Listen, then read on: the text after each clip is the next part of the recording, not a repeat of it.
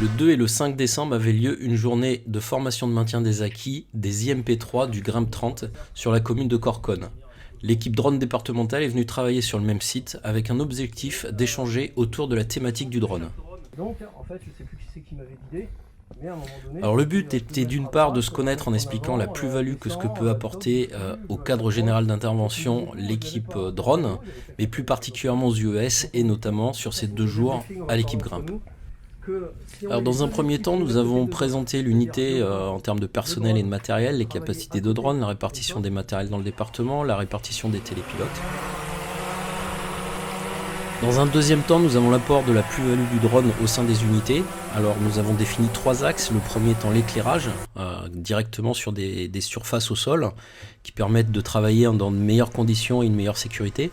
Le deuxième, c'est la reconnaissance aérienne, qu'elle soit directe à vue de ce que voit le télépilote, soit en retransmission aussi sur les téléphones portables des chefs d'unité par une application informatique qui s'appelle Midgard et avec lequel nous sommes partenaires. Très efficace par exemple sur des accidents de parapente où la vision du sol est très compliquée et en l'absence d'appui du dragon par exemple.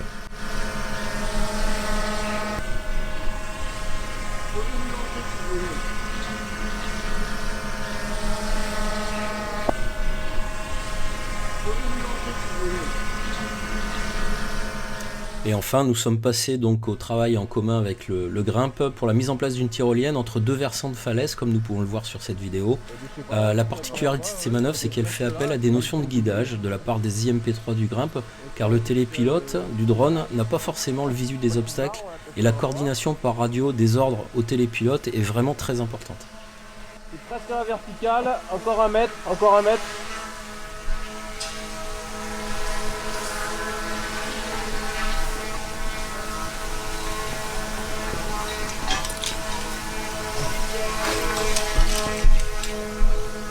Allez, top vertical, essaie de descendre un peu, t'as pas d'obstacle.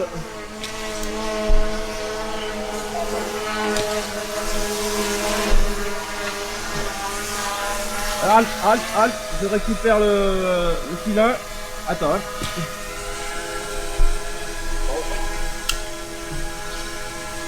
Un filin récupéré, tu peux repartir.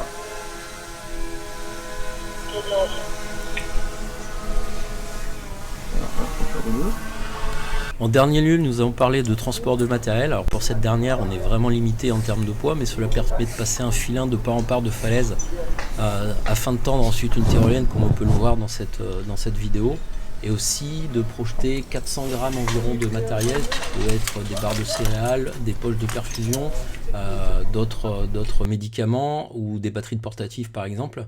Et à savoir que la notion de transport de charge est liée principalement au poids du drone. Donc plus le drone est imposant et plus il pourra transporter une charge utile.